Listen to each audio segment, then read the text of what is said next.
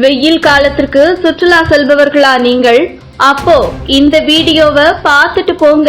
பெரும்பாலானோர் ஸ்கூல் கல்லூரிக்கு விடுமுறை விட்டால் சுற்றுலா செல்வார்கள். அப்படி சுற்றுலா செல்பவர்கள் நிறைய த்ரில்லிங்கான ஏரியாவுக்கும் குளிர்ச்சியான ஏரியாவையும் தேடி செல்வார்கள். அப்படி செல்பவர்களுக்கு ஒரு முக்கியமான வேண்டுகோள் வைத்துள்ளார்கள் சுற்றுலா பயணிகள். அது என்னவென்றால், மலைகளின் அரசி என அழைக்கப்படும் நீலகிரி மாவட்டம் மிகச்சிறந்த சுற்றுலா தலமாகும். இங்கு அமைந்துள்ள சுற்றுலா தலங்களை கண்டு ரசிக்க நாள்தோறும் ஏராளமான சுற்றுலா பயணிகள் வருகை புரிந்து வருகின்றனர்.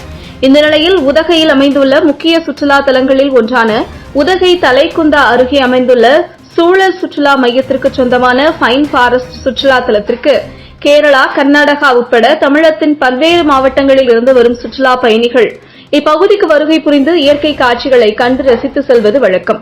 இந்த நிலையில் அண்மை காலமாக இப்பகுதியில் புலி ஒன்று நடமாடி வரும் நிலையில் கடந்த 5 நாட்களுக்கு முன் சூழல் சுற்றுலா மையத்திற்கு செல்லக்கூடிய சாலையை ஒட்டி அமைந்துள்ள வனப்பகுதிக்குள் புலி ஓய்வு எடுத்திருப்பதை அவ்வழியாக சென்ற சுற்றுலா பயணிகள் மற்றும் ஊழியர்கள் கண்டுள்ளனர். மேலும் இது தொடர்பாக வனத்துறையினருக்கு தகவல் அளித்ததன் அடிப்படையில் சூழல் சுற்றுலா மையத்தில் உலா வரும் புலி நடமாட்டத்தை வனத்துறையினர் கண்காணிக்கும் பணியில் ஈடுபட்டு வந்தனர்.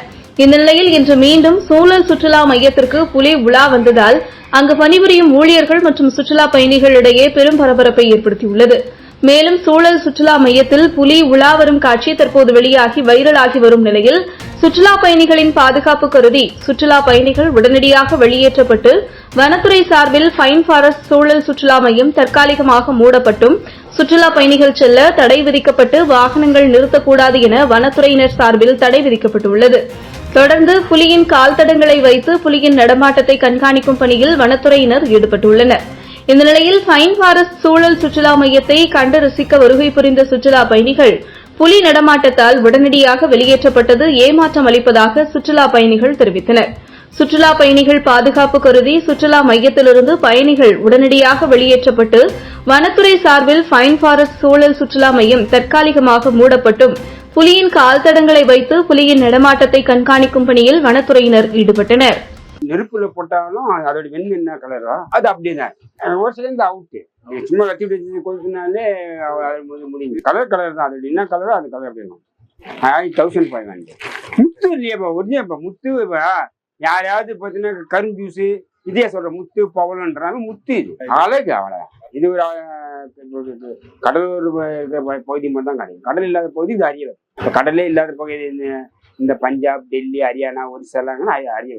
கடல் தான், எல்லாம் கடல் தான். சிப்பி முத்து சிப்பி பாக்குறீங்களா? இது போன்ற முக்கிய நிகழ்வுகள், அரசியல் தகவல்களை ஆழமாக மாறுபட்ட கோணத்திலும் அறிந்து கொள்ள மறக்காமல் பாரத் மெயில் 24 பக்கத்தை பின்பற்றிக் கொள்ளுங்கள்.